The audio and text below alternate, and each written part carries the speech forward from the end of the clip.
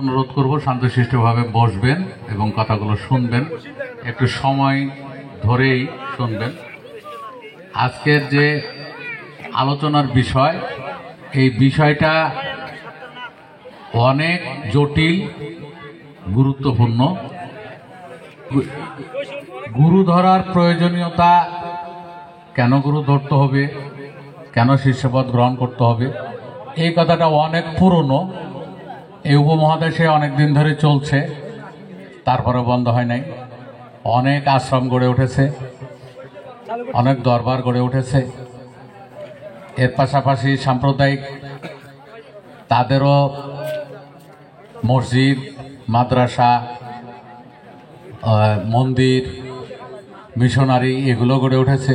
এগুলো চলছে, চলবে।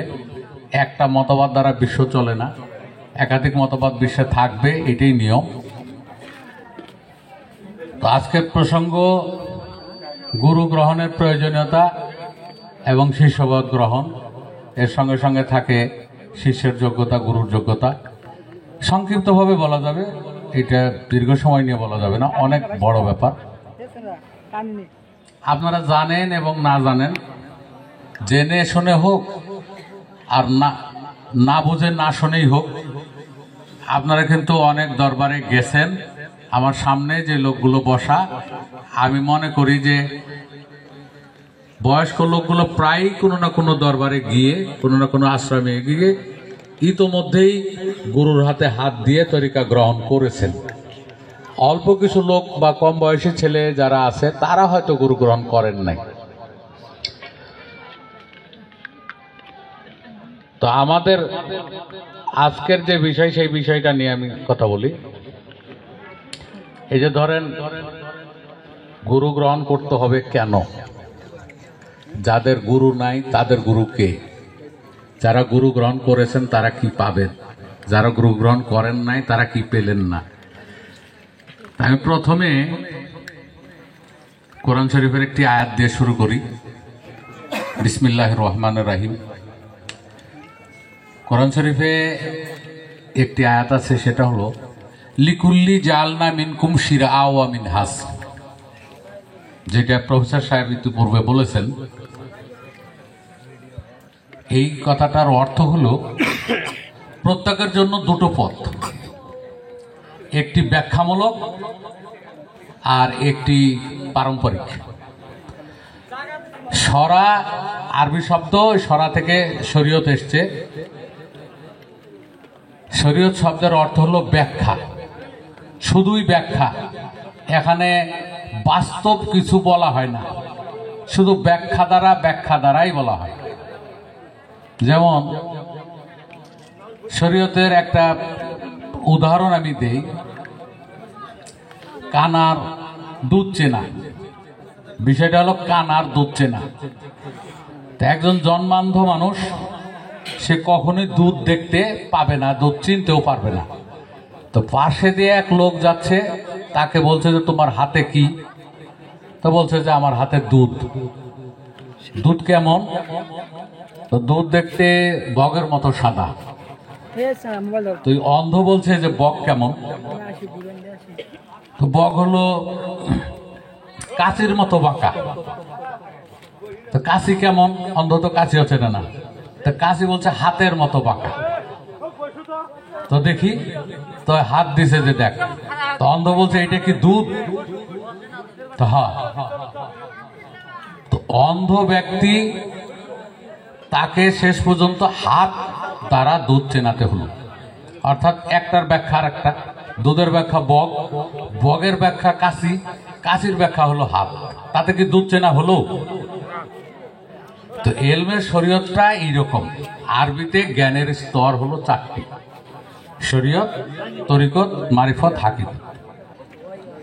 সংস্কৃত ভাষায়ও জ্ঞানের স্তর চারটি: স্থূল, প্রবর্ত, সাধন, সিদ্ধি।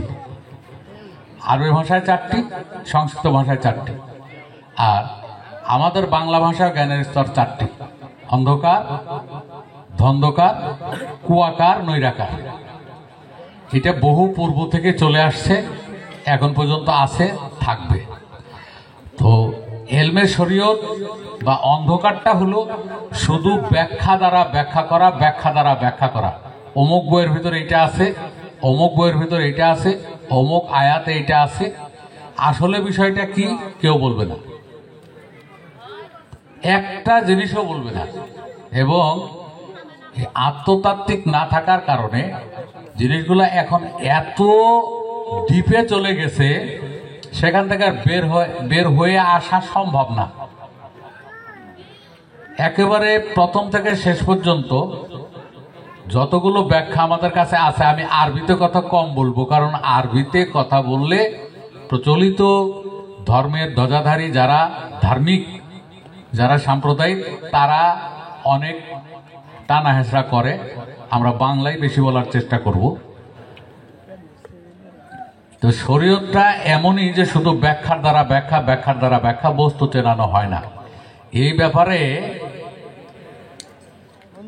কোরআন শরীফে আরো একটি আয়াত আছে। সেই আয়াতটা হলো, বাংলায় বলে যা আছে ব্রহ্মাণ্ডে তা আছে মানব ভাণ্ডে। এই কথাটা কোরআন শরীফের সূরা জারিয়াতের 20-21 নম্বর আয়াতে আছে। ওয়াফিল আরদি আয়াতুল লিল মুকিনিনা ওয়া ফি আনফুসিকুম, যা আছে ব্রহ্মাণ্ডে তা আছে মানব ভাণ্ডে। এই যে ওরা রূপকে ব্যাখ্যায় যা বলবে তা কিন্তু মানব ভাণ্ডে পাওয়া যাবে। আপনারা প্রত্যেকে লিখেও নিতে পারেন, সূরা জারিয়াতের 20-21 নম্বর আয়াত। তাহলে রূপকে যা বলা হবে তার বাস্তব একটা বিষয় আছে। এটাকে ইংলিশে বলে ফিলোসফি। দুই প্রকার, একটা রিয়েল ফিলোসফি আর একটা হলো সিম্বলিক ফিলোসফি। অর্থাৎ একটা হলো রূপক দর্শন, একটা হলো বাস্তব দর্শন। ধর্ম বা ধর্মীয় সাম্প্রদায়িক বিভাগটা চলে সব রূপক দ্বারা। এখানে আল্লাহকেও রূপকে দেখানো হবে, রাসূলকেও রূপকে দেখানো হবে, নবীকেও রূপকে দেখানো হবে, জিবরাইল রূপকে দেখানো হবে, আজরাইল প্রধান ফেরেশতাগুলো সব রূপকে, আদম হাওয়া সব রূপকে, মিরাজ, শবে বরাত, শবে কদর, এই নূহ নবীর নৌকা, হযরত আদম আলাইহিস সালামের লাঠি, ইব্রাহিম আলাইহিস সালামের অগ্নিকুণ্ড, সবগুলো রূপকে দেখানো হবে। আর দেহতত্ত্বটা বা এলমে হাকিকতটা বাস্তবে দেখানো হবে। আমাদের মূল কথাটা ছিল গুরু গ্রহণের প্রয়োজনীয়তা। তো গুরু গ্রহণের প্রয়োজনীয়তায় আসতে গেলে, বর্ণনা করতে গেলে এই গুরুর গুরুত্বটা আগে জানতে হবে, যে গুরু আমরা কেন গ্রহণ করব। আর কোরআন শরীফ বলছে যে জ্ঞান হলো দু প্রকার, একটা জ্ঞান হলো ব্যাখ্যামূলক আর আরেকটা জ্ঞান হলো বাস্তব, পারম্পরিক, পরম্পরার মাধ্যমে যে জ্ঞানটা আসে, আর গুরুদের মাধ্যমে যে জ্ঞানটা আসে। আর কোরআন শরীফে বলছে যে যা আছে ব্রহ্মাণ্ডে তা আছে দেহভাণ্ডে।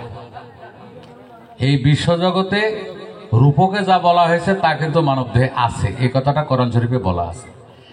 এই গুরুর প্রয়োজনীয়তা হলো রূপকে যা বলা হয় তা দেহের ভিতরে বাস্তবে দেখানোর জন্য। এই জন্যে কবি মহাত্মা লালন সাইজির একটা বাণী আছে,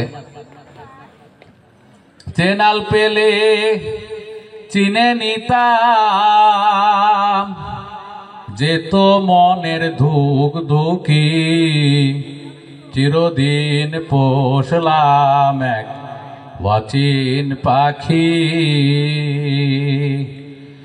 ভেদ পরিচয় দেয় না মোরে,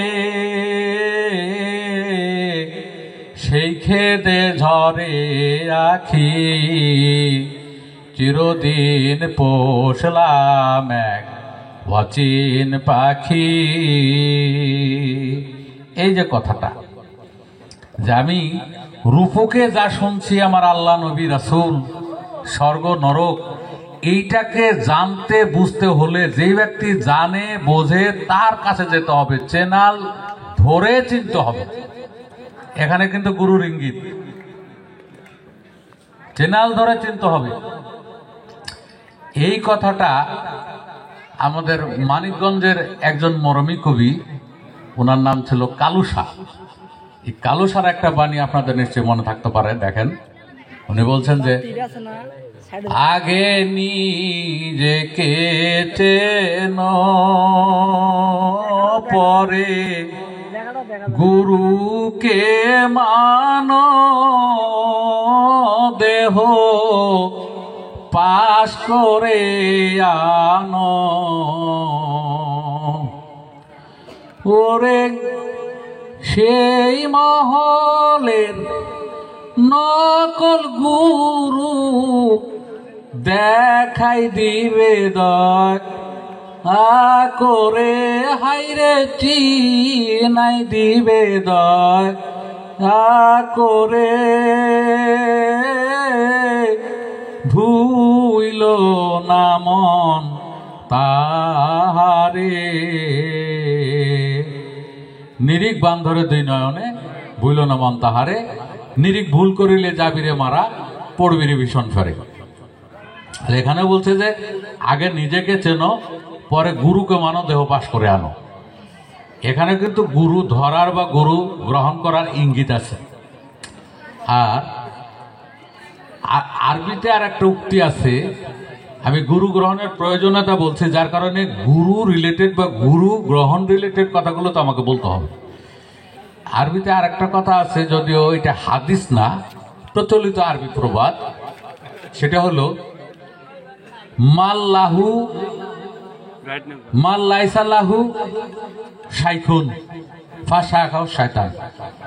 যেই ব্যক্তির কোনো ওস্তাদ নাই, ওই ব্যক্তির ওস্তাদ হলো ব্যর্থ বা ব্যর্থ, শয়তানের বাংলা। এখানেও গুরু গ্রহণের কথাই বলছে।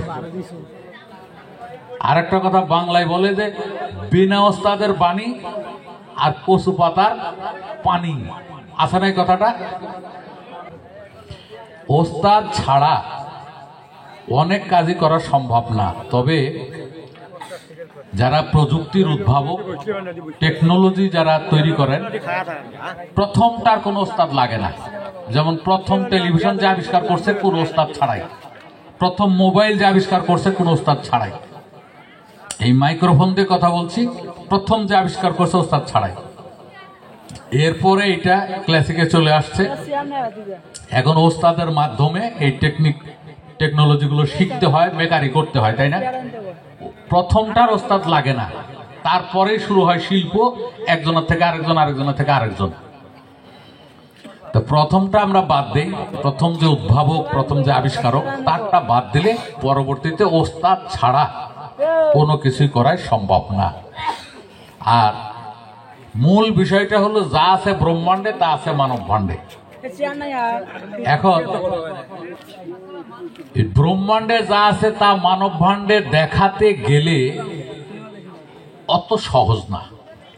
এটা কবিরাজি বিদ্যা না যে একজন দেখে দেখেই শিখে ফেললো, আর এটা সেলাই মেশিনের বিদ্যা না যে একজন দেখে দেখে শিখে ফেললো। এইটা দেখতে গেলে, জানতে গেলে, বুঝতে গেলে আপনার ওস্তাদ বা গুরু বা গোসাই ধরেই শিখতে হবে। যেমন আমি যদি কবি জালালের একটা বাণী বলি, কবি জালালের বাণীটা আপনারা শুনবেন। ময়মনসিংহের কবি জালাল, উনি একটা বাণীর ভিতরে বলতেন যে চোর গেল ভাই চুরি করতে, গৃহস্থ পইল ধরা, বিচার দিল হাইকোর্টেতে, হাকিম 3 জন মরা রে। কি আজব বাণী শুনে গেলাম রে, অসীন শহর ময়দানে মাটি ফাইটাই উঠে মানুষ, কারে কেবা চিনে রে। আজব লীলা দেখে গেলাম রে। এই যে বিষয়টা, জাননেওয়ালা কোনো ওস্তাদ ছাড়া এই হাকিম 3 জন মরা, এটা বের করতে পারবেন? আপনারা পারবেন? আর চোরকে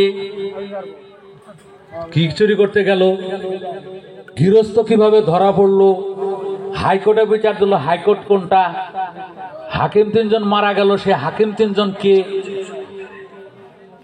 এইটা ওস্তাদ ছাড়া সম্ভব না।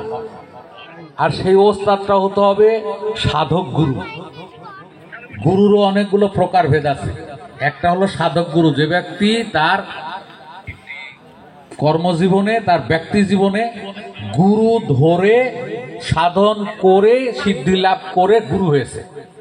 আর আরেক প্রকার গুরু আছে মানে পুত্র, বাবা মারা গেছে, গদিনীশীন হয়েছে ছেলে, এটা হলো গদিনীশীন গুরু। পীরজাদা, তালই গুরু, ফুপা গুরু, এরপরে ভারপ্রাপ্ত গুরু আমাদের দেশে আছে না? এরা পারবে না। নাতি গুরু, পতি গুরু, এগুলো কিন্তু আমাদের দেশে আছে। সব গদিনীশীল গুরু, সাধক গুরু কিন্তু একেবারেই নাই।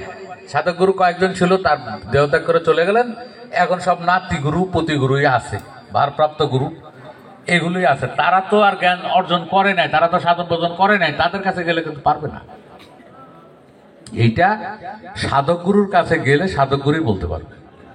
তা আমি আপনাদের বাংলা কথাই বললে সমস্যা নাই, আরবি হলে অত দূর ভাঙতে পারবো না। আমরা বাংলা কথাটা ভাঙতে পারবো, এতে কোনো সমস্যা হবে না। তো আমরা এই বাংলা কথাটাই ভাঙার চেষ্টা করি। সেটা হলো, এখানে যে কবি জালাল চোরের কথা বলছে, এই চোর হলো কাম রিপু। রিপু 6 প্রকার: কাম, ক্রোধ, লোভ, মোহ, মদ, মাৎসর্য। এখানে একটা চোর আছে কাম রিপু, সে কাম বাসনার জন্য সবসময় লালায়িত, কামের জন্য লালায়িত। এটা ছিল চোর। আর এই চোর আমার ঘরে আছে, আপনার ঘরে আছে, প্রত্যেকের দেহেই আছে, প্রত্যেকের মনেই আছে, প্রত্যেকের সাথেই আছে। চুরি করতে গেল কি?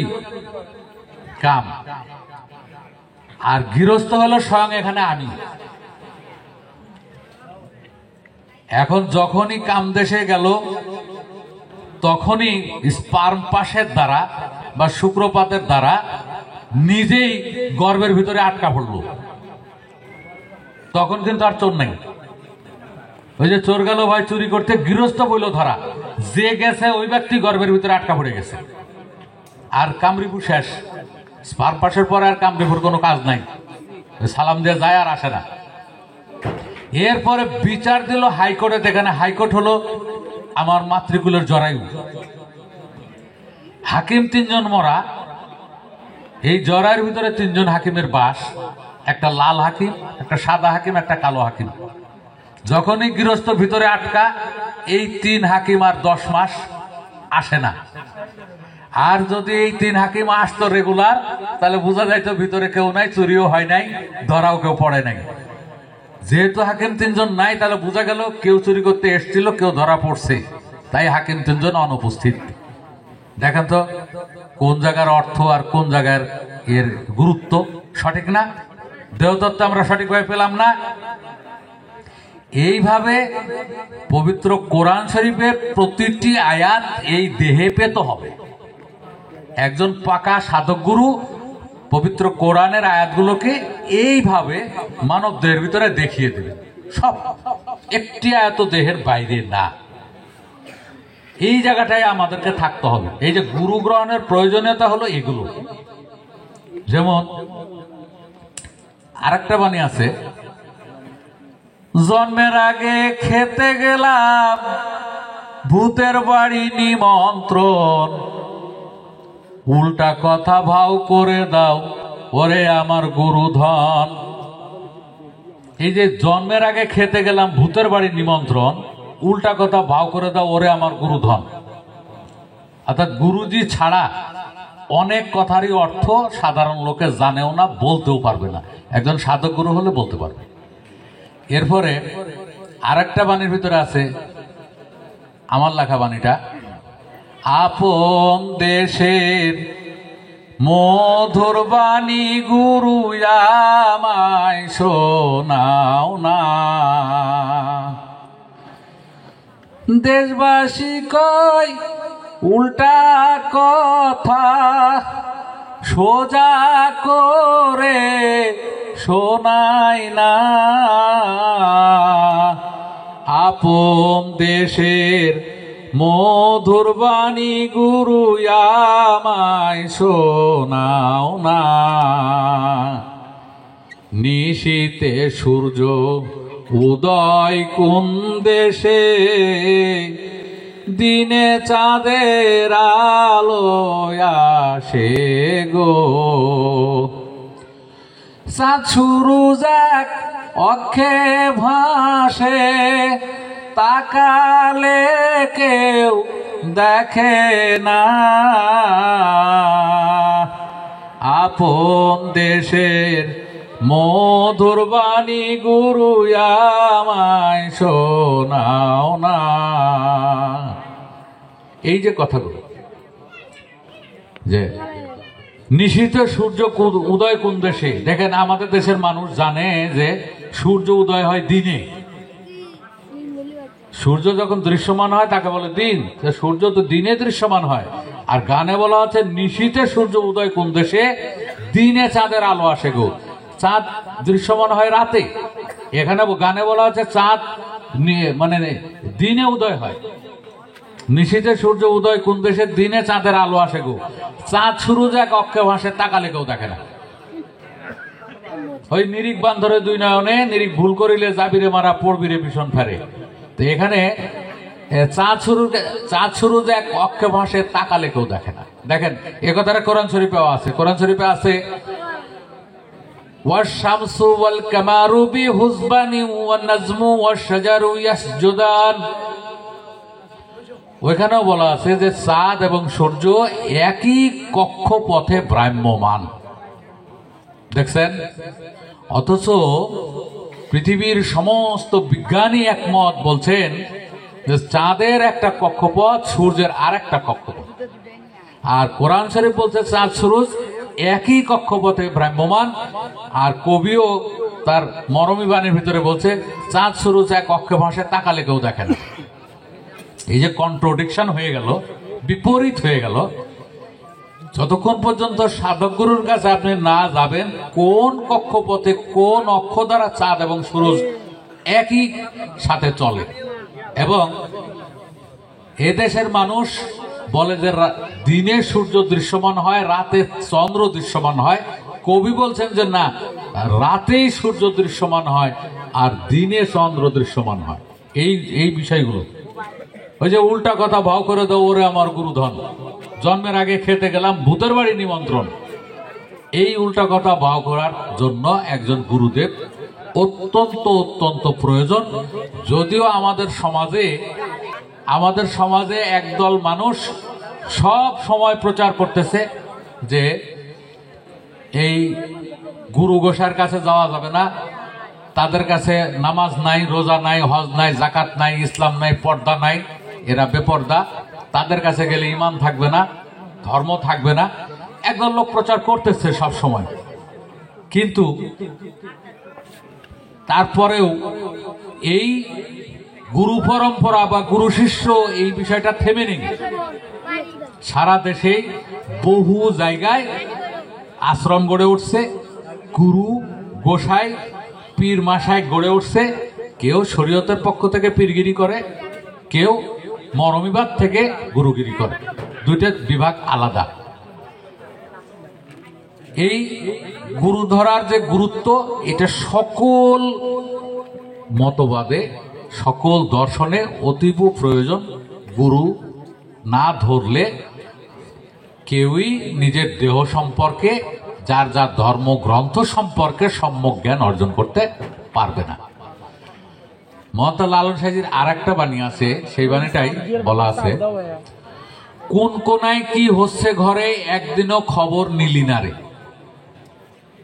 অর্থাৎ আমার এই দেহ ঘরের কোথায় কি হচ্ছে এটা একদিনও তুই খবর নিলি না। খবর নিতে গেলে একজন জানিওয়ালা লোকের কাছে গিয়ে জানতে হবে, খবরটা নিতে হবে। এরপরে লালন সাহেবের আরো নিবেদন আছে, সেটা একটা হলো, ও যার আপন খবর আপনার হয় না, একবার আপনারে চিনতে পারলে রে, যাবে অচেনা রে চেনা, যাবে অচেনা রে চেনা, যার আপন খবর আপনার হয় না। এই যে এই কথাটা যেমন বাংলায় সাইজি বলেছেন, এই কথাটা আরবিতেও আছে আমাদের সমাজে প্রচলিত। মান আরাফা নাফসাহু ফাকাদ আরাফা রাব্বা, যে ব্যক্তি তার নিজকে চিনল সেই ব্যক্তি তার প্রভুকে চিনল। আছে না এই কথাটা সমাজে? এই যে উনি বলছেন হাদিসেই আছে। তাহলে নিজকে নিজে চেনার জন্য কবি কালুসার যে উক্তিটা বলছে যে আগে নিজেকে চেনো পরে গুরুকে মানো, দেহ পাশ করে আনো। এই যে নিজকে নিজে কিভাবে চিনবে এর গুরুত্ব আছে। আর নিজকে নিজে চিনতে গেলে ডাক্তার দ্বারা হবে না, কবিরাজ দ্বারা হবে না, আলেম দ্বারা হবে না, মাওলানা দ্বারা হবে না, তারপরে আরো যে স্কুল কলেজের শিক্ষক আছে তাদের দ্বারাও হবে না। যারা দেহ সম্পর্কে সম্যক জ্ঞানী শুধু তাদের দ্বারাই নিজকে নিজে চিনতে হবে। আর নিজকে নিজে চিনতে পারলেই পরে গুরুকে চেনা যাবে। আগে নিজেকে চেনো পরে গুরুকে মানো। এই নিজকে নিজে চেনার জন্যেই গুরুর কাছে যাওয়া, গুরু গ্রহণ করা। সেই গুরুটা হতে হবে সাধক গুরু, যিনি জন্মলগ্ন থেকেই তরিকা মাযহাব নিয়ে সাধক, গবেষক। নাতি গুরু, পুতি গুরু, ভারপ্রাপ্ত গুরু, হ্যাঁ, আর দাদা গুরু, এগুলো দ্বারা হবে না, ফুফা গুরু দ্বারা হবে না। একটা দরবারে যাবেন দেখবেন যে আসল গুরু নাই, আমি নাম বলবো না, তার নাতি পুতিরা এখন গুরু। কেউই কিন্তু আত্মতত্ত্ব জানে না, কিন্তু তারা দিব্যি ওই যে দাদার বা তালোর যে কর্ম, সেই কর্মের অনুযায়ী তারা গজনীশীল হয়ে বসে আছে, মানুষকে দীক্ষা দিতেছে। হাজার হাজার মানুষ, লক্ষ লক্ষ মানুষ তাদের কাছে যাচ্ছে, দর্শনে দিচ্ছে, আসছে। এটা যেমন একটা ট্রেডিশন হয়ে গেছে, তুই কোন গুরুর মুরিদ, আমি অমুক গুরুর মুরিদ, তুই কোন গুরুর মুরিদ, আমি অমুক গুরুর মুরিদ। আসলে এই রাস্তাঘাটে চা স্টলে কথাই হয়, দেহ সম্পর্কে কিচ্ছুই জানে না। গুরু ধরলে কি হবে, এই দেহ সম্পর্কে জানা যাবে। এই সাইজের আরেকটা বাণীর ভিতরে আছে, আপনারে আপনি চিনে নে দিনোদনের পর, যার নাম অধর তারে চিনবি কেমনে, আপনারে আপনি চিনে নে। এই নিজকে নিজে চেনার গুরুত্ব দেখছেন? আর নিজকে নিজে চিনতে গেলে একজন চেনালের কাছে যেতে হবে। ওই যে আগে যে বলছি, চেনাল পেলে চিনে নিতাম যেত মনের ধুকধুকি, চিরদিন পোষলাম এক অচিন পাখি, ভেদ পরিচয় দেয় না মরে, সেই খেতে ঝরে আঁকি। এখন আপনার বয়স 60 বছর, আপনার বয়স 70 বছর। এই যে আমার সামনে যে লোকগুলো বসা আছে দাড়ি পাকা, অনেকগুলো লোকের বয়সই 60 বছর। আমি একেবারে করজোড়ে আপনাদের কাছে জানতে চাই, যদি কেউ জানেন হাত তুলবেন। আমার দেহের ভিতরে 4টা মূল উপাদান আছে একজন মানুষের কাছে, আমার কাছে আছে, আপনার কাছেও আছে। দেহ, আত্মা, মন, জ্ঞান। কয়টা বলেন, কথা বলেন, কয়টা? 4টা। দেহ, আত্মা, মন, জ্ঞান। বুঝতে পারছেন? এইবার এই আমার সামনে যত লোক বসা, যে জানবেন হাত তুলবেন। আগে দেহ সৃষ্টি না আগে আত্মা সৃষ্টি? আগে আত্মা। কেউ বলছে আগে দেহ সৃষ্টি, আর একজনে বলছে আগে আত্মার সৃষ্টি।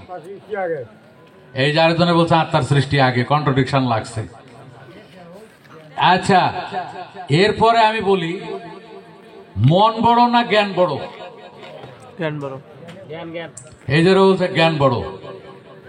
দেখেন, এখন আরেকজনে বলছে মন বড়। এখন জ্ঞানের কত বছরের বড় মন, বা মনের কত বছরের বড় জ্ঞান? আত্মা হয় মীমাংসা হয় না, কথা কেন না? আত্মা মীমাংসা হয়নি, আত্মা আগে না দেহ আগে? আত্মা যদি আগে হয় তাহলে আত্মার কত বছর পরে দেহ সৃষ্টি, আর দেহ যদি আগে হয় দেহের কত বছর আগে আত্মার সৃষ্টি? এই যে আপনারা এগুলো নিয়ে চলেন, আমরা এগুলো নিয়ে চলি। সবার কাছে দেহ, আত্মা, মন, জ্ঞান আছে। এখানে কত বিভেদ, অনেকেরটা সঠিক, অনেকেরটা সঠিক না। এইগুলো আস্তে ধীরে জানতে হবে, বুঝতে হবে।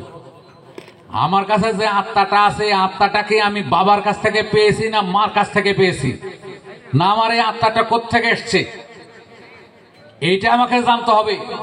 এইটা জানতে গেলে একজন চ্যানেলের দরকার, একজন জাননেওয়ালা গুরুর দরকার, সেটা সাধক গুরু হতে হবে। এরপরে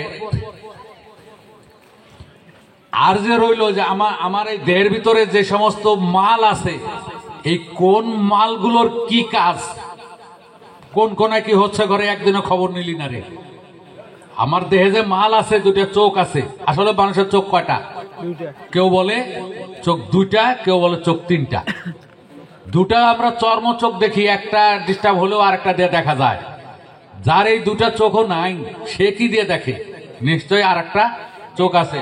প্রফেসর সাহেব বলছে অন্তর্চক্ষু। এছাড়াও আর একটা চোখ আছে।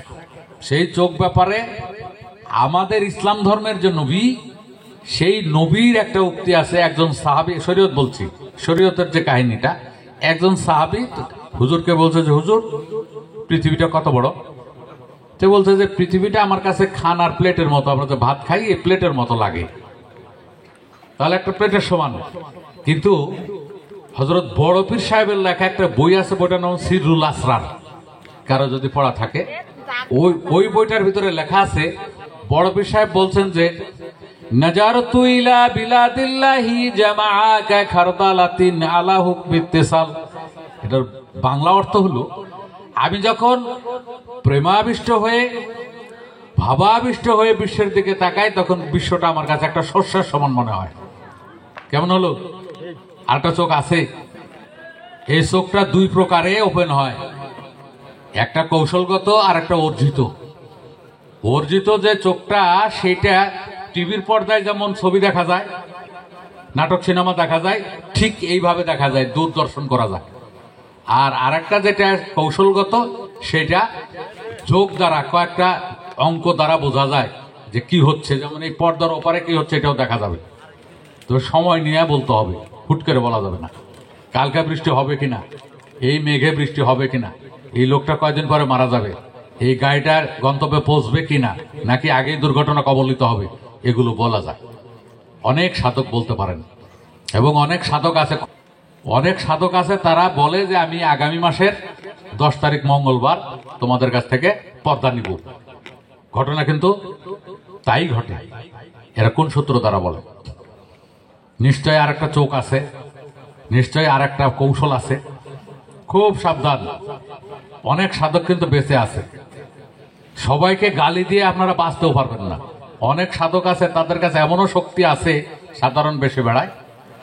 আমরা যাদেরকে কটু দৃষ্টিতে দেখি, বস্তা পরা, চট পড়া, ছালা পরা, পাগল বেশে আছে, তারা অনেকেই আছে, অনেক জ্ঞান রাখে, অনেক সাধন শক্তি অর্জন করে আছে। সাধারণ লোককে ফাঁকি দেওয়ার জন্য এভাবে আছে। তা বলে সবাই না, এখন ব্যতিক্রম। অনেকগুলো স্বার্থপর, অনেকগুলো খারাপ মাইন্ডের মানুষের কিন্তু এই পথ বেছে নিয়েছে। যেখানে আসল সেখানে নকলও আছে। এই নকল থেকে সাবধান। একজন পাকা সাধককে চিনতে অনেক সময় লাগে। এই যে আমার দেহে, আপনার দেহে তাপ আছে প্রায় 98 ডিগ্রি, ডাক্তাররা বলে 98 ডিগ্রি তাপ আছে। এই সাধন বলে এই তাপ কিন্তু জিরো করা যায়, মাইনাসও করা যায়। দেখছেন? আবার এই যে নিঃশ্বাস আমার কাছে আছে, সাধন বলে নিঃশ্বাস চুরি করতে করতে করতে করতে জিন্দা মরা যায়। সমস্ত ডাক্তার কবিরাজ এসে দেখবে যে নিঃশ্বাস নাই, লোকটা মারা গেছে, মাটি দিবে। রাত 12টার সময় কবর থেকে উঠে নাই।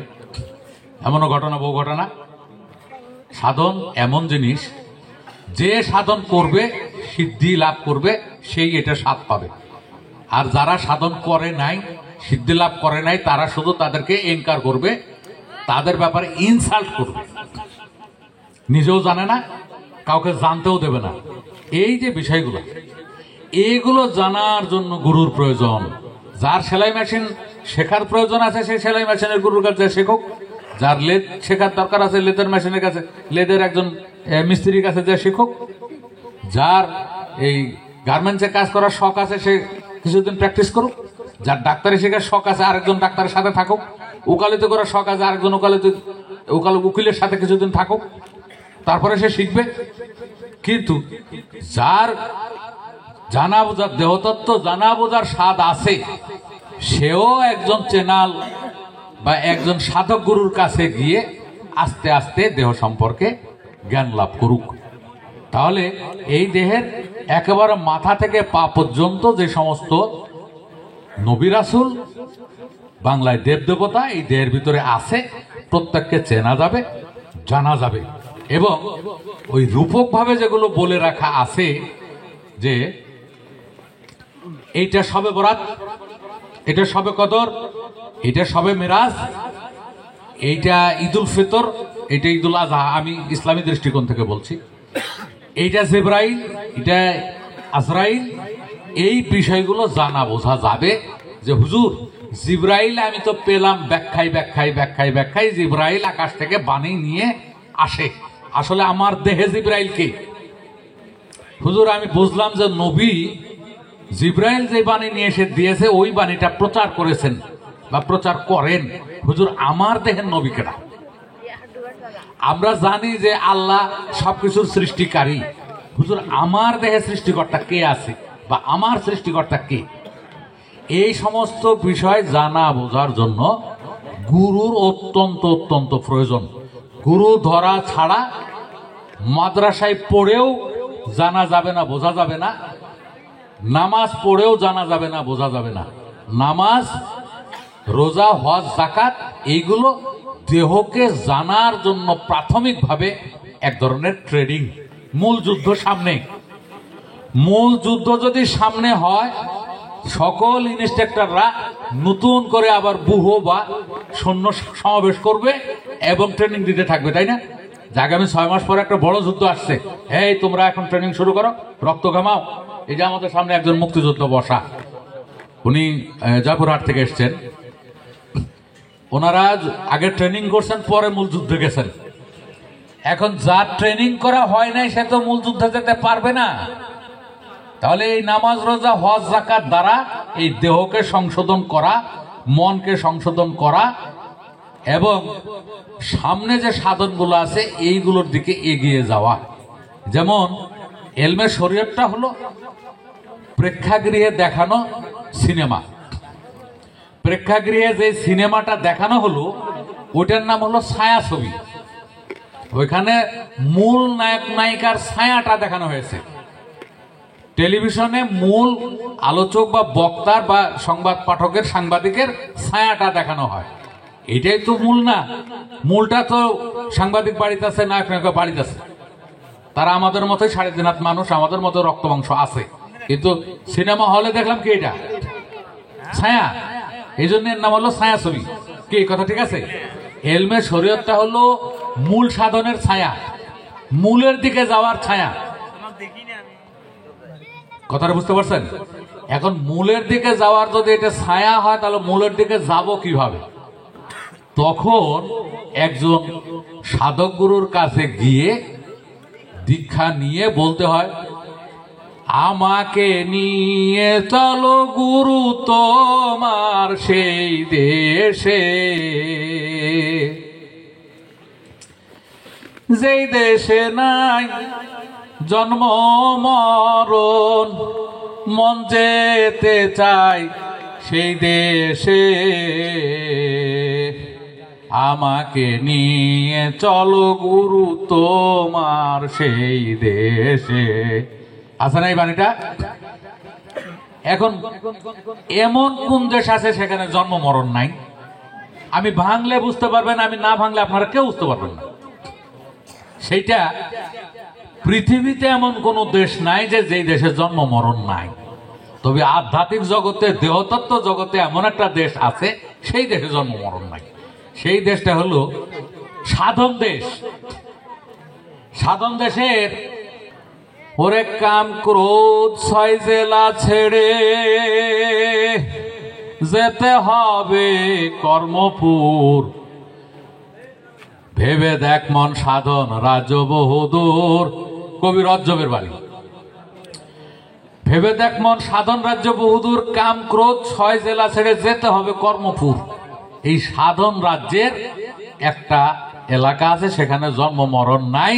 সেইটা হলো যখন সাধক একজন পাকা গুরুর কাছে দীক্ষা নিয়ে সামনের দিকে এগুতে থাকে, তখন কিভাবে শুক্র নিয়ন্ত্রণ করতে হয় এইটা যখন গুরুর কাছ থেকে জ্ঞান লাভ করে, তখন সেই কাম সাধক দেশে যায়, আর স্পার্ম পাস হয় না বা শুক্র পাসিং হয় না, নতুন করে আর জন্মও হয় না। শুক্র পাসিং না হলে তার জন্ম হবে না। এই যে যেই দেশে নাই জন্ম মরণ, মন যেতে চাই সেই দেশে, আমাকে নিয়ে চলো গুরু তোমার সেই দেশে। পাওয়া গেছে? তাহলে আমাদের দেশে যত মরমী বাণী আছে, মুর্শিদি গান আছে, মারফতি গান আছে, ফোক গান আছে, এই সকল গানের সকল তথ্য সকল অর্থ এই মানব দেহে আছে। একটা গানকেও জীবনেও কেউ অস্বীকার করবেন না। অস্বীকার করার কোনো উপায় নেই। আপনি হয়তো জানেন না, বলতে পারেন যে এই গানটার অর্থ আমি বুঝি না, এটা হতে পারে না, এটা হতে পারে না, এটা সম্ভব না। আপনি কোরআন শরীফ পড়লে এগুলো বুঝবেন। বহু আয়াত আছে, অনেক বড় বড় আলেমরাই বলছে যে এই আয়াত সম্ভব না। যেমন কোরআন শরীফে একটা আয়াত আছে, ওয়াসামা ওয়া রাফা ওয়া ওয়াদা আল মিজান ফাবিআইয়ি আলাইহি রাব্বিকুমা তুকাজ্জিবান। এই আয়াতটার বাংলা হলো, আকাশের দুয়ারে একটি দাঁড়িপাল্লা স্থাপন করা আছে। অনেকে বলছে যে আকাশ তো নাই, আকাশের দুয়ার কোথায়, আর দাঁড়িপাল্লা কিভাবে স্থাপন হবে? আপনি তো আকাশে চেনেন না। এই গুরুর কাছে যখন যাবেন, গুরু দেখিয়ে দেবে যে মানব দেহের নাভির উপরে হলো আকাশ, আর নাভির নিচে হলো ভূমি। আকাশ আর ভূমির মধ্যস্থল হলো নাভি। এইখানে একটা দাঁড়িপাল্লা বসানো আছে। এটা অর্গানিক ডিটেক্টর। আর আমাদের কাছে যা আছে এগুলো হলো মেটালিক ডিটেক্টর। যেমন মোবাইল ক্যালকুলেটর একটা ক্যালকুলেশন করতে পারে, এই যে এই রেকর্ডার রেকর্ড করতে পারতেছে, রেকর্ডারগুলো এগুলো হলো মেটালিক ডিটেক্টর, যা বলবে তা রেকর্ড করতে পারে। আর এই আমার দেহে যে এই দাঁড়িপাল্লাটা বসানো আছে, এটা হলো অর্গানিক ডিটেক্টর, অর্থাৎ জৈব যন্ত্র। সেও কি পরিমাণ তাপ উৎপন্ন হলো আর কি পরিমাণ তাপ উৎপন্ন হলো না, সেটা সে মেজারমেন্ট করতে পারে, পরিমাপ করতে পারে। আরো যখন গভীর আলোচনা করব তখন দেখিয়ে দেব, বুঝিয়ে দেব। এখন তো সর্বসম্মুখে আলোচনা করতে হচ্ছে, খুব ডিপে যাওয়া যাবে না। আপনারা এরকম মনে করেন না যে আরো গভীরে আমরা যাব, আরো গভীরে না, এটা যাওয়া যাবে না।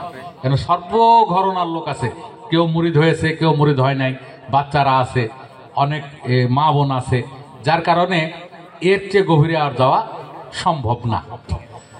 তো গুরুর কাছে গেলে আপনার গুরুজি দয়া করে মায়া করে সেই বাজারের নকল গুরু দেখাই দিবে দয়া করে, চেনাই দিবে দয়া করে।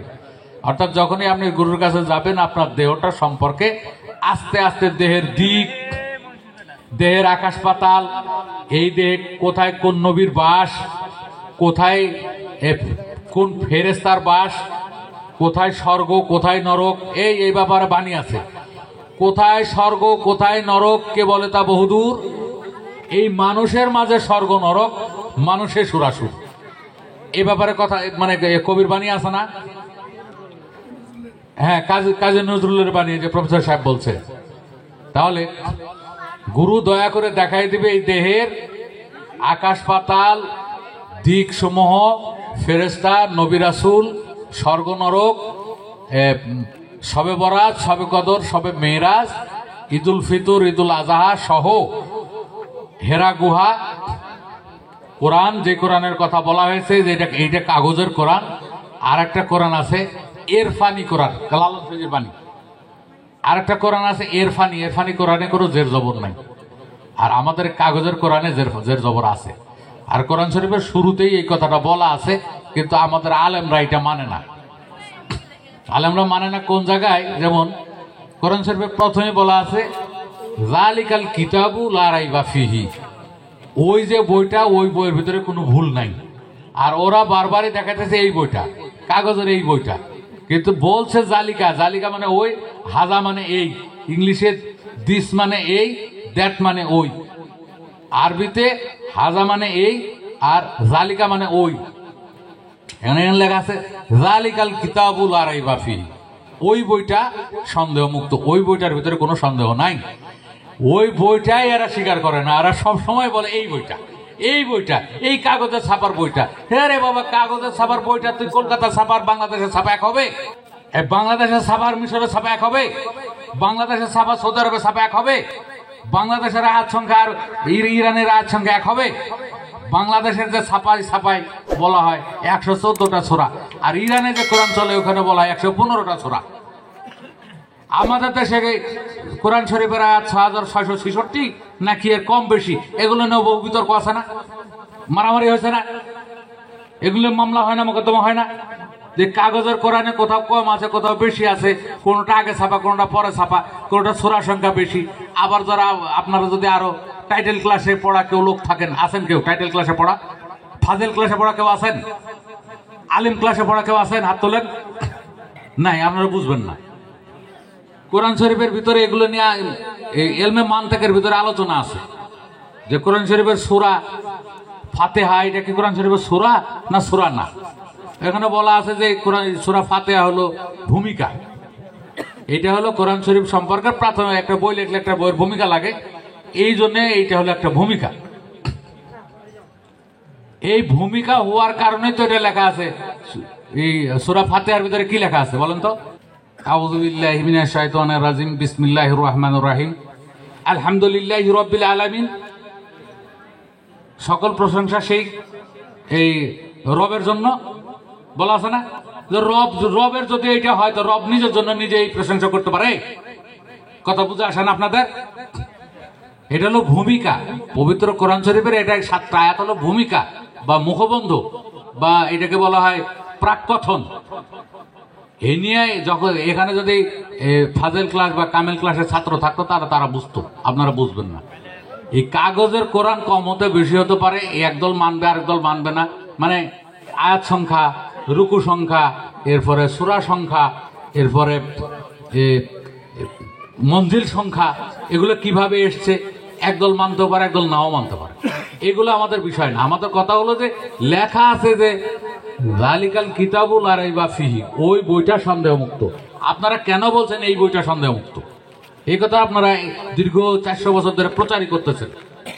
হ্যাঁ, এই 400-350 বছর ধরে আপনারা এটা প্রচার করতেছেন, আপনারা দেখেন না ওই বইটা সন্দেহমুক্ত। ওই বইটা নাজিল হওয়ার ডেট দুটো বলা আছে, যে ওই বইটার কথা বলা হলো, ওই বইটার ব্যাপারে সূরা আবার কদরের ভিতরে বলা আছে, বিসমিল্লাহির রহমানির রহিম, ইন্না আনজালনাহু ফি লাইলাতুল কদর ওয়া মা আদরাকা মা লাইলাতুল কদর, লাইলাতুল কদরি খায়রুম মিন আলফি শাহর, তানাজ্জালুল মালাইকাতুর রূহ বিইজনি রাব্বিহা মিন কুল্লি আমরিন সালাম, সালামুন হিয়া হাত্তা মাতলাল ফাজর।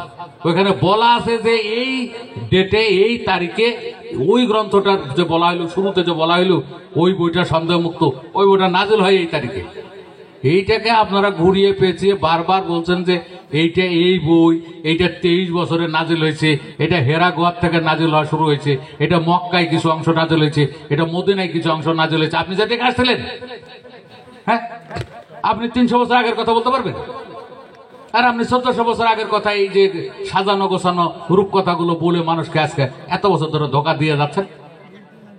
এগুলো খোঁজেন আপনারা, আগে খুঁজে কোথায় কিভাবে হেরা গুহা কাকে বলে, হেরা গুহার 23 বছরটা কি, কেন নবীর বয়স ওই সময় 40 বছর ছিল, নবীকে, আমার দেহের নবীকে, এই বিষয়গুলো খোঁজেন। আর আমাদের কাছে তোতা পাখির মতো একটা বুলিয়ে দীর্ঘদিন ধরে চলে আসছে এই সমাজে, এটা চলতেই আছে, অমুক তাফসিরে আছে, অমুক তাফসিরে আছে, অমুক তাফসিরে আছে, অমুক তাফসিরে আছে। এগুলো নিয়ে আমরা আছি সমাজের ভিতরে এখন পর্যন্ত। আমাদের কথা হলো একজন দিব্যজ্ঞানী পাকা গুরুর কাছে গিয়ে এই বিষয়গুলো আস্তে আস্তে আস্তে আস্তে জানতে হবে। তাই বলে শরীয়তকে কখনো অস্বীকার করা যাবে না, শরীয়তকে কখনো ডিনে করা যাবে না। কারণ ইমাম মালিক রহমতুল্লাহ আলাইহ, আমাদের এই ইসলামী মতবাদে মাযহাব কয়টি? 4টি মাযহাব, হানাফি, শাফি, মালিকি আর হাম্বলি। আরো মাযহাব আছে, তবে প্রধান হলো 4টি। এই 4টি মাযহাবের মধ্যে হযরত ইমাম মালিক রহমতুল্লাহ আলাইহির একটি উক্তি আছে। সেই উক্তিটা হলো এই মান তাফাক্কাহা ওয়া লাম ইয়াতাসাওয়াফা ফাকাদ তাফাসসাকা। ওয়ামান তাসাওয়াফা ওয়া লাম ইয়াতাফাক্কাহ ফাকাত তাজান্দাকা ওয়ামান জামা বাইনাহুমা ফাকাত তাহাক্কাকা। এটার বাংলা হলো, যে ব্যক্তি শুধু ইলমে শরীয়ত জানে, ইলমে হাকিকত জানলো না, ওই ব্যক্তি পাপী। ভালো করে বোঝেন, যে ব্যক্তি শুধু ইলমে হাকিকত জানে, ইলমে শরীয়ত মানে না, জানে না, ওই ব্যক্তির কিছুই নেই। এটা হলো জিন্দেক, এটা ধর্মহীন নাস্তিক। ওমান জামা বাইনাহুমা ফাকাত তাহাক্কাকা, যে ব্যক্তি ইলমে শরীয়ত এবং ইলমে হাকিকত দুটোই জানে মানে, ওই ব্যক্তি হলো জ্ঞানী। আমি প্রথমে একটা কথা বলেছি, কোরআন শরীফে একটা কথা আছে, লিকুল্লি জাআলনা মিনকুম শিরা ওয়া মিনহাজ, প্রত্যেকের জন্য দুটো পথ দেওয়া আছে, একটা হলো ইলমে শরীয়ত আর আরেকটা হলো পরম্পরা জ্ঞান, গুরু পরম্পরা জ্ঞান। দুটো জ্ঞান, এটা কোরআন শরীফের কথা, আমার কথা না। অতএব একটা জ্ঞান ইলমে শরীয়ত পাওয়া যায়, বাজারে বই কিনলে জানা যায়, হুজুরের কাছে জিজ্ঞেস করলে বলে, মাদ্রাসায় গেলে বোঝা যায়, মসজিদে গেলে বোঝা যায়। আর একটা যে গুপ্ত জ্ঞান আছে, সেইটা তো জানা যায়, যাকে ইলমে লাদুন্নি বলে, নৈকট্য প্রাপ্তির জ্ঞান, আল্লাহর নৈকট্য প্রাপ্তি, রাসূলের নৈকট্য প্রাপ্তির যে জ্ঞান, তাকে বলা হয় কোরআনের ভাষায় ইলমে লাদুন্নি। এই ব্যাপারে আমি একটা এই রূপকথা বলি, সেই রূপকথাটা ইসলামী রূপকথা। হযরত মূসা আলাইহিস সালাম যখন অনেক জ্ঞানী, অনেক বোদ্ধা ভাবলেন, তখন আল্লাহ জিবরাইল আমিনকে পাঠালেন। ইসলামী রূপকথা, ইসলামিক কাহিনী, যে হুজুর, আল্লাহ তো আপনার প্রতি একটু মনক্ষুণ্ণ হয়েছেন। আপনি যে ভাবছেন যে আমি অনেক বড় জ্ঞানী, আমি অনেক জানি, আল্লাহর সঙ্গে প্রায় প্রায় আমার কথা হয় তুরে, মানে পাহাড়ে আর কি। তুর শব্দের অর্থ হলো পাহাড়। অনেকে বলে তুর পাহাড়, এরকম সঠিক না। তুর মানেই পাহাড়, পাহাড় মানেই তুর। ক্লিয়ার? ইংলিশে বলে হিল বা মাউন্টেন। তো আল্লাহর সঙ্গে তো তুরে কথা হয় আমার প্রায় প্রায় মাঝে মাঝে। তাহলে আমার চেয়ে বড় জাননেওয়ালা কে আছে? তখন এই জিবরাইল আমিন এসে বললো যে হুজুর, আল্লাহ বলছে আপনার চেয়ে আরো বড় জ্ঞানী একজন আছে, উনি তো খেপা, আমার চেয়ে বড় জ্ঞানী, আপনার চেয়ে বড় জ্ঞানী আছে, বলে দেন তার কাছে যাবো কিভাবে? তা আল্লাহ বলছে, একটা কই মাছ কেটে কুটে মশলা দিয়ে ভুনে সুন্দর করে একটা ব্যাগের ভিতরে নিতে হবে। আর এই ব্যাগ নিয়ে হাঁটতে হাঁটতে হাঁটতে হাঁটতে ব্যাগ থেকে কই মাছটা যেই পথ দিয়ে সাগরের ভিতরে নেমে যাবে, ওই কই মাছের পিছনে পিছনে যেতে হবে। গেলে সামনে ওই মহাজ্ঞানী ইলমে লাদুন্নি ধারী ওই ব্যক্তিকে পাওয়া যাবে। যে মুসা আলাইহিস সালাম ভাবছে যে আর চমৎকার, তার কাছে যাওয়া দরকার। তার ভাই, চাচতো ভাই ইউশা, এই দুইজনে, এটা ইসলামিক কাহিনী বলছি, রূপকথা কিন্তু এটা হাকিকত আলাদা।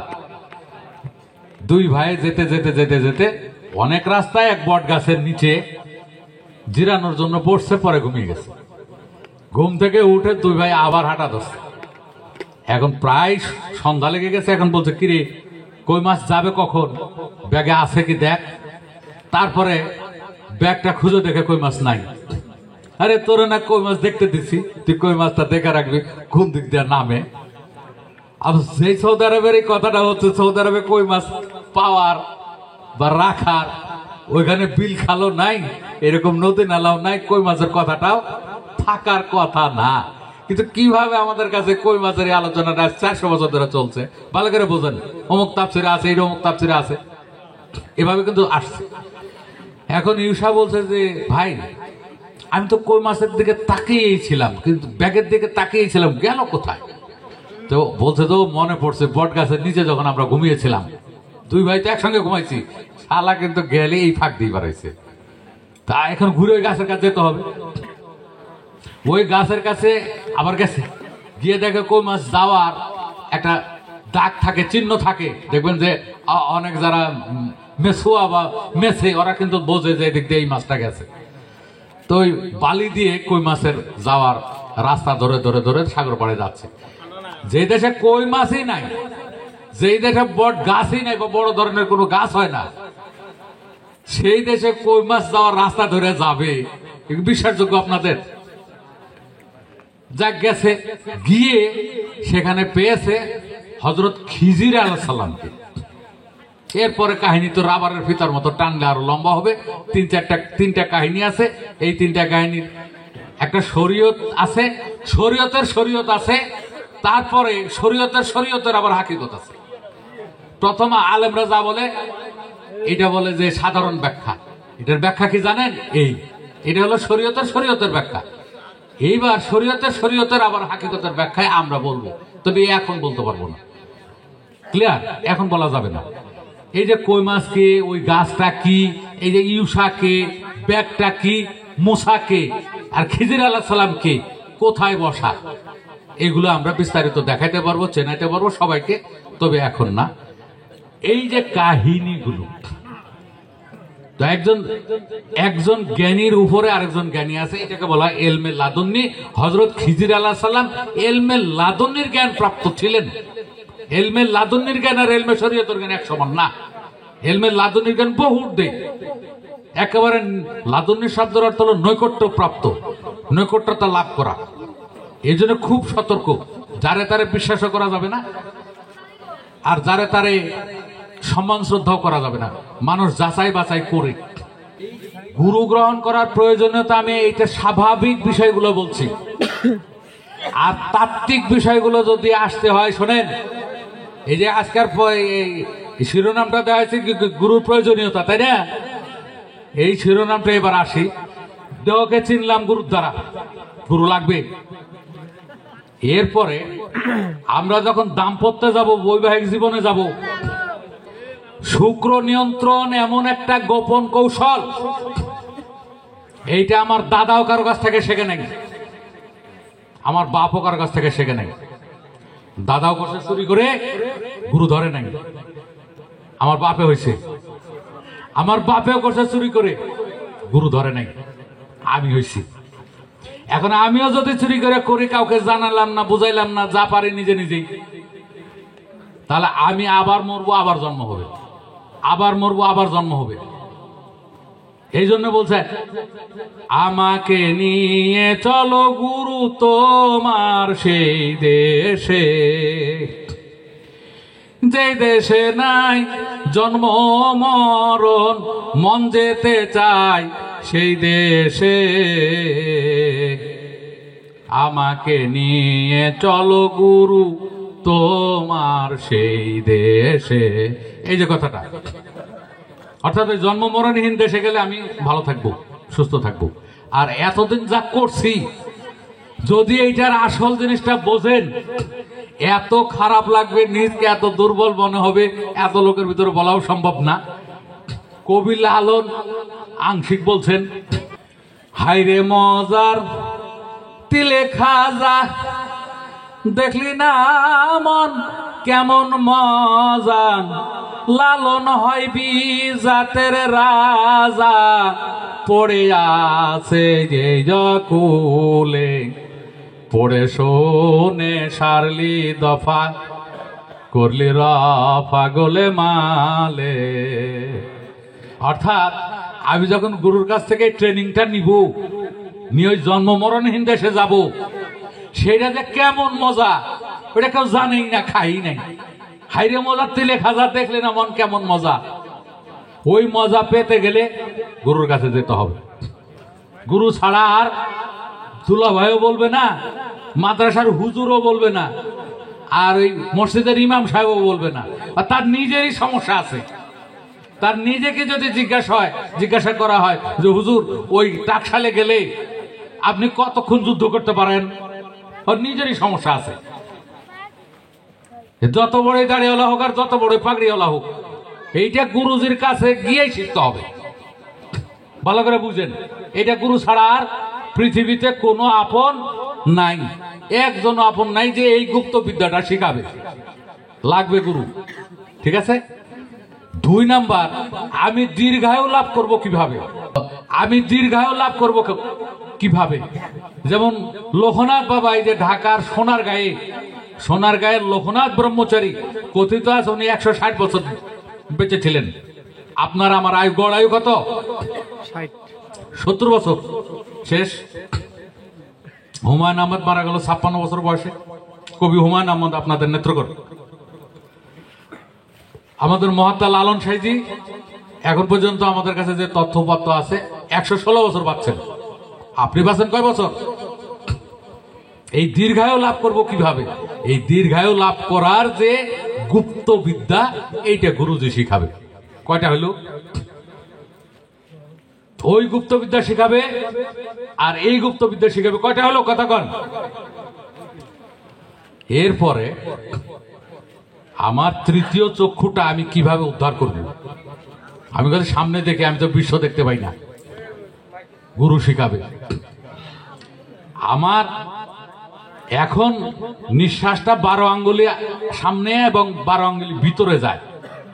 আমি কিভাবে এটাকে চুরি করতে করতে বা কমাতে কমাতে সাধন বলে নাকের ডগা পর্যন্ত নিয়ে আসবো? কি লাভ? লাভ আছে, অনেক লাভ আছে এই প্রাণায়ামের। প্রাণায়ামের লাভের কথা আমি এখানে বলবো না, বলে শেষ করতে পারবো না। প্রাণায়াম করা কত লাভ, এটা যারা প্রাণায়াম করে তাদের কাছে গিয়ে দেখেন। এটা গুপ্তবিদ্যা গুরুজি শিখাবে। এরপরে আমি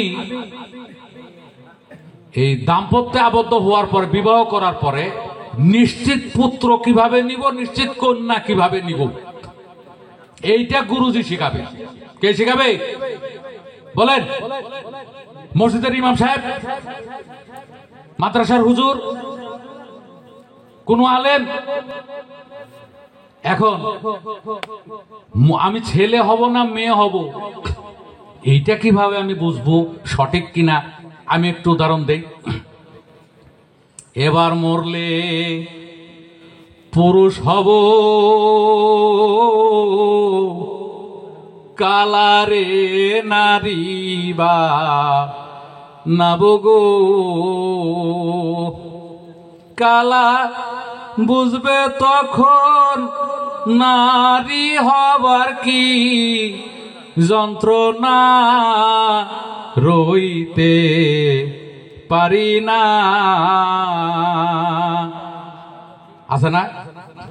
এইবার মরলে পুরুষ হব, কালারে নারী বানাবো গো। কথা কিন্তু ক্লিয়ার? হ্যাঁ।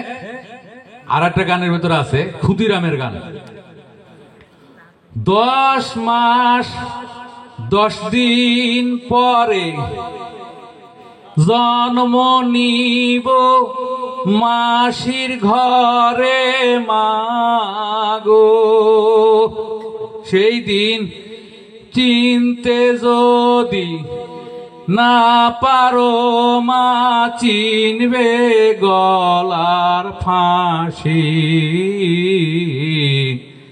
একবার বিদায় দে মা, ঘুরে আসি।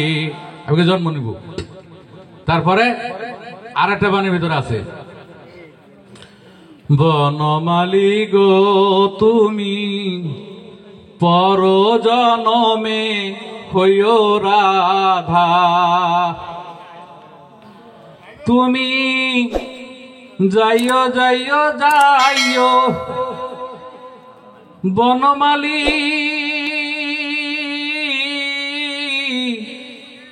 যাইও যাইও যাইও যমুনার ঘাটে, না মানিও কারো বাধা। বনমালী গো তুমি পর জনমে হইও রাধা। এই যে এখানে ইঙ্গিত আছে যে আমি ছেলে হব না মেয়ে হব। আমি আজকে বলে গেলাম, আপনারা এখানে যতগুলো লোক আছেন এখন থেকে সবাই চর্চা শুরু করেন। পৃথিবীর সমস্ত ডাক্তার একমত, সকল গবেষণার রিপোর্ট একমত যে এই লোকের পরপর 2টি মেয়ে হয়েছে, আর কোনো ছেলে হবে না, হবে না, হবে না। ছেলে হওয়ার যে হরমোন, ছেলে হওয়ার যে ক্রোমোজোমের, এই পুরুষের দেহে নেই। সকল ডাক্তার একমত। আমি আজকে বলে যাচ্ছি, আমি শুধু মুখ দিয়ে বলবো ছেলে হবে। আমি যেই কৌশল শিখিয়ে দেব সেই কৌশলে ছেলে হবে। সকল ডাক্তার যদি বলে 2টাই ছেলে হয়েছে, মেয়ে হওয়ার কোনো সুযোগ আর নাই, আমি মুখ দিয়ে বলে দেব হবে। এইরকম দেখবেন যে রূপকথায় আমাদের বড় পীর আব্দুল কাদের জিলানী রহমতুল্লাহর একটা কাহিনী আছে যে একবার এক লাথি দিছে, সব ছিল হলো কন্যা হয়ে গেছে পুত্র। আরেকবার লাথি দিলে এই বাগদাদ নগরে যত কন্যা আছে সব পুত্র হয়ে যাবে, আর লাথি দেব না। আছে না এরকম কথা? তাহলে এটা বাস্তব। পৃথিবীর অনেক জ্যোতির্বিদ আছে, অনেক জ্যোতির্বিদ্যা আছে, সকল জ্যোতির্বিদ সকল জ্যোতির্বিদ্যাই বলা আছে এই এই এই এই বারে, অর্থাৎ যেদিন নারীরা পবিত্রতা লাভ করে আসে 11 থেকে 19 পর্যন্ত বেজোড় রাত্রিতে পুত্র আর জোড় রাত্রিতে কন্যা সন্তান হয়। 21-এর পরে আর সন্তান আসে না, কনসেপ্ট হয় না। এ ধরনের কথা আছে, এগুলোও বাস্তব না, এগুলো অনুমান, অনুমান ভিত্তিক একটা ধারণা হতে পারে। কিন্তু গুরুর কাছে যে গুপ্ত বিদ্যা আছে, এই গুপ্ত বিদ্যায় 100% পুত্র বললে পুত্র, কন্যা বললে কন্যা। সকল ডাক্তার যদি বলে যে হবে না, ওর দেহে ওই হরমোন নাই, গুরু যদি বলে যে ওর দেহে এই হরমোন নাই, হরমোন আমি সৃষ্টি করব, আমি আর এইভাবে বলবো হরমোন সৃষ্টি হবে, বাস পুত্র হয়ে যাবে, কন্যা বললে কন্যা হয়ে যাবে। এই গুপ্ত বিদ্যা কোথায় পাবেন? কে আপনাকে বলবে? হাফেজ, কারি, মৌলবী, মাওলানা, মসজিদের হুজুর, ঠাকুর, পুরোহিত? কেউ না। দুলা ভাই? কেউ বলবে না। এটা জানে হলো একমাত্র গুরুদেব, একমাত্র গুরুধন, যদি সাধক গুরু হয়ে থাকে তার কাছে গুপ্ত বিদ্যাটা আছে। দেখছেন জীবনযাত্রার মন কত সহজ হয়ে আসছে, আর লাখ লাখ টাকা খরচ করার দরকার নেই। আমার যদি এরকম একজন সাধক গুরু থাকে, তার কাছে গিয়ে পরামর্শ নিলেই হয়ে যায়। তারপরে আমি মারা যাব কবে, কোন তারিখে, এই ডেটটা জানবো কিভাবে? সাধক গুরু, পাকা গুরু হলে আপনাকে বলে দিবে এই এই এই এই এইভাবে তোর নিজের মৃত্যুর ডেটটা তুই কবে এই ধরাধাম থেকে বিদায় নিবি, এই ডেটটা তুই নির্ধারণ করবি। এই গুপ্ত বিদ্যাগুলো আপনাকে কে শেখাবে? এই গুপ্ত বিদ্যাগুলো সমাজে আছে, ছিল, আছে, থাকবে। একমাত্র পাকা গুরু এবং সাধক গুরু ছাড়া এই সমস্ত গুপ্ত বিদ্যা জানা এবং বোঝা অন্য কারো কাছ থেকে সম্ভব নয়। এই জন্য গুরু গ্রহণের যে প্রয়োজনীয়তা আমি আজকে বললাম। এই এর আগেও কথাটা শুনেছি যে যার গুরু নাই তার গুরু হলো ব্যর্থতা বা শয়তান। মাল্লাম ইয়াকুনুল্লাহু শাইখুন ফাশাখাউ শয়তান, অথবা মাল্লাইসা লাহু শাইখুন ফাশাখাউ শয়তান। যেই ব্যক্তির কোনো আধ্যাত্মিক গুরু নাই সেই ব্যক্তির গুরু হলো পদে পদে ব্যর্থতা, সে পদে পদে ব্যর্থ হবে। আপনারা যারা একাধিক গুরুর কাছে গেছেন, আমাদের দেশে একটা কথা আছে যে এই এক মুরগির 2 বার জবে করা যায় না, এক মাথার 2 জায়গায় বিক্রি করা যায় না, একবার মুরিদ হলে আর অন্য গুরুর কাছে যাওয়া যায় না। এগুলো আদৌ সঠিক না। সঠিকটা হলো গুরু ধরে শত শত শিখি কত তন্ত্র মন্ত্র, যার কাছে জ্ঞানের আলো পাবো তার নামে দোহাই দেব। আমি এক গুরুর কাছে 3 বছর ছিলাম, আমার আধ্যাত্মিকতা অর্জন হয়নি, দেহতত্ত্ব জানতে পারিনি, আমি আরেক গুরুর কাছে যাব। ওইখানে যা পাইনি আমি আরেক গুরুর কাছে যাব। আপনার যে জায়গায় আপনি জ্ঞান পাবেন ও জায়গায় থাকতে হবে। একটা আছে প্রাইমারি স্কুল, একটা আছে হাই স্কুল, একটা আছে কলেজ, আর একটা আছে ইউনিভার্সিটি। আপনি যদি ইউনিভার্সিটিতে ভর্তি হন আর নিচের দিকে আসার দরকার নেই। আর যদি আপনি প্রাইমারি থেকে উঠতে থাকেন কোনো সমস্যা নেই। কথিত আছে যে হযরত বড় পীর রহমতুল্লাহ অনেক গুরু ছিলেন। কথিত আছে যে 100, কার মতে 400।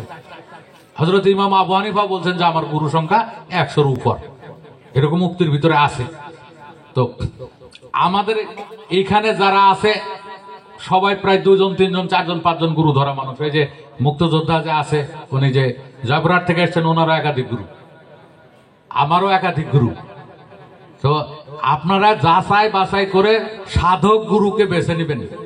গুরু ধরার প্রয়োজনীয়তা অনেক। এই চোখকে কিভাবে আমি জানতে পারবো, নাককে কিভাবে জানতে পারবো, মুখকে কিভাবে জানতে পারবো, আমার নিচে নাভির নিচে যে আমার কামঙ্গ আছে, শিষ্ণ আছে, এইটাকে আমি কিভাবে জানতে পারবো? আমরা তো মনে করি শিষ্ণর কোনো কাজ নাই। শিষ্ণেরও 5টা 6টা কাজ আছে। কৃষ্ণটাতে খালি যে শীষ দেওয়া হয় তাই না, এর কিন্তু 5টা-6টা গুপ্ত কাজ আছে। আমরা নাসিকা দ্বারা যে নিঃশ্বাস নেই তাই না, এরও কিন্তু 5টা-6টা গুপ্ত কাজ আছে। এই কাজগুলো আস্তে ধীরে জানতে হবে। যেমন আমরা মুখ দিয়ে কথা বলছি, মুখের কিন্তু 2টো কাজ, একটা কাজ কথা বলা আর একটা কাজ খাওয়া, 2টো কাজ না। এখন কিন্তু কথা বলতেছে, বোবার কাছে নাই, একটা কথা যে বলছে ওখানে বোবার কাছে নাই। এর নাম হলো বলন দেবতা, আরবিতে বলেছে জিব্রাইল, আর ইংলিশে বলেছে গ্যাব্রিল। গ্যাব্রিলটা গ্রিক মিথোলজি থেকে যখনই আরবিতে ঢুকছে তখন জিব্রিল হয়েছে। এই জিব্রিল হলো কণ্ঠে দেবতা, কণ্ঠে থেকে যে কথা বলছে। এই যে একটা হাকিকত বলে দিলাম, এটা হলো হাকিকত। শরীয়ত হলো জিব্রাইল এমন এমন এমন এমন একেবারে সপ্ত আসমানে গিয়ে আল্লাহর বাড়িতে আল্লাহর সঙ্গে আলাপ করে বাণীগুলো নিয়ে এসে আমাদের হুজুরের কানে দেয়, আর হুজুরের শরীয়ত প্রচার করে। এটা হলো জিব্রাইল। জিব্রাইলের 70,000 পাখা আছে, চোখের পলকে জিব্রাইল সারা পৃথিবীতে ঘুরতে পারে। জিব্রাইল 24,000 বার পৃথিবীতে আসছে, আর আসবে না। আমাদের নবীর কাছে এতবার আসছে, হ্যাঁ, হযরত ইব্রাহিমের কাছে এতবার আসছে। এইভাবে কথা কিন্তু আছে জিব্রাইলের। কিন্তু হাকিকতে জিব্রাইল কি? হাকিকতে জিব্রাইল হলো এই কণ্ঠে বসে যে কথা বলছে, জবানে জিব্রাইল বলে না, এই বাক দেবতা, কণ্ঠ দেবতা, এর নাম হলো জিব্রাইল। কারণ ইংলিশ গ্যাপ, যে এখানে বসে আছে প্রফেসর সাহেব, ইংলিশ গ্যাপ, জিএবি গ্যাপ, আমি চকডাস্টার থাকলে দেখাতাম। গ্যাপ মানে হলো কথা, গ্যাবল মানে হলো ফিসফিসে কথা বলা, কানে কানে কথা বলা। আর গ্যাব্রিল হলো কথা বলার দেবতা। গ্যাব্রিলটাই গ্রিক মিথোলজি থেকে, আরবি মিথোলজিতে, ইসলামিক মিথোলজিতে এসেছে। জিব্রিল কোরআন শরীফে 2টো ফেরেশতার নাম আছে, আর 2টো ফেরেশতার নাম, প্রধান যে 4টে ফেরেশতা, জিবরাইল, মিকাইল, ইসরাফিল, আজরাইল। কোরআন শরীফে 2টো ফেরেশতার নাম আছে, একটা সূরার ভিতরে আছে ওয়া জিবরাইলা ওয়া মিকালা। মিকাইল আর জিবরাইল এরকম নাই, কোরআন শরীফে আছে জিবরাইলা ওয়া মিকালা। কোন হাফেজ থাকলে এখনই হাত তোলেন, কোন আলেম থাকলে এখনই বলেন। এই জিবরিল এবং জিবরিলা ওয়া মিকালা, এইটা জিবরাইল আর মিকাইল হয়েছে। আর ইসরাফিল আর আজরাইল এটা কোরআনের শব্দই না, হাদিসে এসেছে। ওখানে ছিল সিরাফিম, এখানে এসে হয়েছে ইসরাফিল। ওখানে ছিল আখানজাল, এখানে এসেছে আজরাইল। ওখানে ছিল মাইকেল, এখানে এসেছে মিকালা। মিকালাটা পরে হয়েছে মিকাইল। কথা বোঝার চেষ্টা করেন। এই বিষয়গুলো জানাবে, বোঝাবে কেডা? এই জানা বোঝার জন্য পবিত্র কোরআনকে, হাদিস শরীফকে জানা বোঝার জন্য আমাদের একজন জানিওয়ালা লোকের কোনো বিকল্প নাই। যদিও অনেক লোক, সমাজের ম্যাক্সিমাম লোকই আমাদের এই রাত জেগে এইসব কথা শুনবে না, যারা দেহতাত্ত্বিক তারা। তো আমার কথা ছিল যে আমরা একটা হাকিকত তো পেলাম আজকে রাত্রে, জিবরাইলটা তো আজকে চিনছি। জিবরাইল যে জবানে বসে কথা বলতেছে, বোবার কাছে নাই, আমার কাছে আছে, এইটা আজকে চিনছি। জিবরাইল ফেরেশতাকে আজকে চিনছি আমরা, এটা ইলমে হাকিকত। আর এই গল্পগুলো হলো ইলমে শরীয়ত। জিবরাইলের গল্পগুলো ইলমে শরীয়ত। আর আমি যে বলে দিলাম, চিনাই দিলাম, বুঝাই দিলাম, এটা হলো হাকিকত। এইভাবে আপনার মিকাইল চিনতে হবে, ইসরাফিল চিনতে হবে, এইভাবে আপনার আজরাইল চিনতে হবে। হাকিকতটা হলো চিনিয়ে, জানিয়ে, বুঝিয়ে, খাওয়িয়ে তার পকেটে ধরে দেওয়া, যদি তিনি আবার যায়। এটা হলো ইলমে হাকিকত। আর ইলমে শরীয়ত খালি গল্প বলবো, গল্প বলবো, গল্প বলবো, চিনাবো না, জানাবো না, বোঝাবো না। কথা ক্লিয়ার? এই জন্যে লালন সাহেবের প্রথম বাণীটা ছিল, চেনাল পেলে চিনে নিতাম, যে তো মনের ধুক ধুকি, চিরদিন পোষলাম এক অচিন পাখি, ভেদ পরিচয় দেয় না মোরে, সেই খেদে ঝরে আখি। এই যে চেনাল পেলে চিনে নিতাম, আমার যা জানা নাই, বোঝা নাই, গুপ্ত ভেদ, ধর্মীয় ভেদ, আধ্যাত্মিক ভেদ, এইগুলো আমার দেহের জানা বোঝার জন্য আমাদের একজন গুরু অত্যন্ত প্রয়োজন। বিবাহের আগে, বিবাহের পরে, মৃত্যুর আগের দিন পর্যন্ত। এটা পৃথিবীর সমস্ত লোক একদিক হয়েও যদি বলে যে না, গুরুর কাছে যাওয়া যাবে না, গুরুর প্রয়োজনীয়তা নাই, আমরা মানবো না, বিশ্বাস করব না। আমরা বলনকারী যেটা বলছে যে গুরুর প্রয়োজনীয়তা অত্যধিক, গুরু গ্রহণ করতে হবে, গুরুর কাছ থেকে গুপ্ত জ্ঞান অর্জন করতে হবে, এইটাই সঠিক। অনেক গুপ্ত জ্ঞান আছে, আমার ভগ্নিপতিও দেবে না, আমার বাপও দেবে না, আমার বন্ধুও দেবে না, এই কোনো হুজুর বা কোনো শিক্ষক তারাও দেবে না। এইটা যারা আধ্যাত্মিক শিক্ষক, আধ্যাত্মিক গুরু, তারাই দেবে। আর কোনো জাতপাতের ভেদাভেদ নাই। এটা সে মানে সাম্প্রদায়িকভাবে হিন্দু হতে পারে, মুসলমান হতে পারে, বৌদ্ধ, খ্রিস্টান, যেই হোক, সে যদি জানিওয়ালা হয়, তার কাছে যদি জ্ঞান থাকে, আমরা তাকেই গুরু হিসাবে গ্রহণ করব। আচ্ছা, এখানে অল্প করে এই যে একটা প্রশ্ন এসছে, জল ভাষাটি কি বাংলা? জল ভাষাটি কি শুদ্ধ নাকি ও ভাষাটি অশুদ্ধ, এরকম কথাটা। জয়গুরু অর্থ কি? এটা কি মুসলিমদের কি দেওয়া যাবে? আচ্ছা, আমি সংক্ষিপ্তভাবে বলি। জল শব্দটা বাংলা, পানি শব্দটা হিন্দি। বাংলায় বলে জল, বাড়ি, অম্বু, পয়, সলিল। বাংলায় বলে বৃষ্টি, বৃষ্টি যখন হয় বাংলায় বলে অম্বু। যেমন অমৃত মেঘের সেবাদি, সামান্যে কি মেলে, স্বভাব না হলে চাতক, স্বভাব না হলে বাড়ি। জল, ওই জল দিয়া ফকির লালন মোলো জল পিপাসাই রে, কাছে থাকতে নদী মেঘনা, যার আপন খবর আপনার হয় না। জল, বাড়ি, সলিল, পয়, অম্বু, বৃষ্টি, এগুলো বাংলা ভাষা। পানিটা হলো হিন্দি। বাংলায় যদি আমরা না ভালোবাসি, বাংলায় যদি আমরা না বলি, বাঙালি কিসের? অতএব জল পরিভাষাটা বাংলা। আমরা সবাই জল বলবো, পানি বলবে যারা হিন্দুস্থানে আছে, হিন্দি ভাষায় কথা বলে। কিন্তু উল্টো হলো, যারা পশ্চিমবঙ্গে আছে, আপনারা গিয়ে দেখবেন ওরাই জল বলে, আর পূর্ববঙ্গে যারা আছে আমরা পানি বলি। উল্টো হয়ে গেল না? এরপরে বলছে যে জয়গুরু কি? জয়গুরু হলো আপনারা যদি আরেকটু সময় নিয়ে শোনেন, জয়গুরুটা গুরুর প্রকারভেদ গেলে ওখানে জানতে পারবেন যে গুরু 4 প্রকার। মানুষ গুরু, জগৎ গুরু, কাম গুরু, পরম গুরু।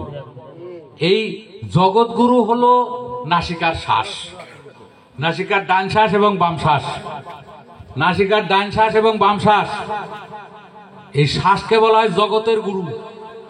তো সকালে যখন আমি ঘুম থেকে উঠবো, তখন আমি আমার গুরু সাথে নিয়ে উঠবো। সারাদিন আমার গুরু সাথে থাকবে। রাত্রে যখন উঠবো, রাত্রে যদি ঘুমাই, আবার রাত্রে যদি উঠি, আমি গুরু সাথে নিয়ে উঠবো। এই জন্যে আমার নাসিকার শ্বাসকে বলি আমি জয় গুরু। আমার গুরুর জয় হলে আমি আমার জয়, এই জন্য আমার গুরুকে আমি জয় গুরু দিই। আর এই সম্বোধনটা কারোর সঙ্গে দেখা হলে বলি। তো কেউ আসসালামু আলাইকুম বলে, বলুক। কেউ বলে নমস্কার, বলুক।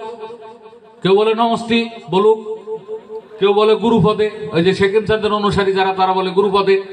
গুরুপদে প্রেম ভক্তি, প্রেম ভক্তির আর বলে না গুরুপদে। আরেকজন বলে জয় গুরু, আরেকজন বলে কি, এক একজন এক এক ভাবে তো বলবে। আরে বলে জয় দয়াময়, দয়াময়ের অনুসারী যারা, তারা বলে জয় দয়াময়। এক একজন তো এক এক ভাবে বলবেই। আমরা এখানে আমাদের নিজের গুরুকে জয় হোক, আমার নিজের গুরুর শান্তি হোক, সুখ হোক, এই জন্য নিজের গুরুকে বলি, যার কারণে জয় গুরু বলায় কোনো সমস্যা নাই। এক মুসলিম আর এক মুসলিমকে জয় গুরু দিতে পারবে কিনা? হ্যাঁ, আপনি দিতে পারবেন। আপনি আসসালামু আলাইকুম বলতে পারেন, বিদেশি পরিভাষা, বিদেশি সম্বোধন। আমরা জাতিতে মুসলমান, তাই আমরা এটাকে বিরোধিতা করি না। আর আমরা জাতিতে বাঙালি, বাঙালিদের সম্বোধন জয় গুরু হবে। এটা আগেও ছিল, এখনো আছে। গুরুপদে প্রেম ভক্তি, জয় দয়াময়, আমি একই কথাই বললাম। অতএব এইটা নিয়ে বিতর্ক করার কোনো কিছু নাই। এটা হাদিস কোরআনের কোনো খেলাফ নাও। কথা ক্লিয়ার?